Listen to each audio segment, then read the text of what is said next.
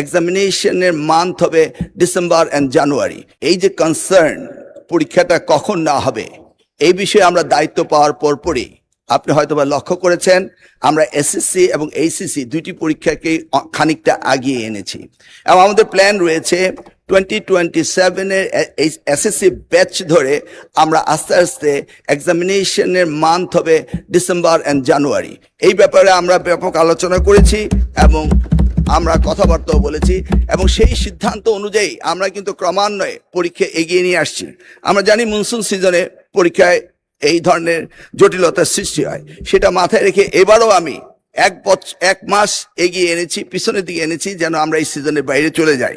সেই সময় অনেক আপত্তি হয়েছিল, বলা হচ্ছিল কেন আমি এগিয়ে নিয়ে আসছি। আনার একটি মাত্র কারণ ছিল এইটি, কিন্তু অপরদিকে আমাকে সিলেবাসও দেখতে হবে যে সিলেবাস কাভার হচ্ছে কিনা, সেই জন্য আমরা চাইলেও পারছি না। সব কিছুকে অ্যাডজাস্ট করতে হলে it needs a little bit time. আমরা আবার বলছি বেসলাইন হিসেবে 2027-এ এসএসসিকে টার্গেট করে আমরা ক্রমান্বয়ে পরীক্ষাগুলোকে এগিয়ে আনতে চেষ্টা করছি।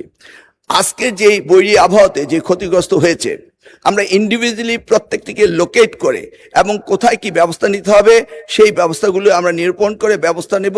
শিক্ষার্থীদের কোনো রকম অস্থিরতার দরকার নেই, তারা আমাদেরই সন্তান।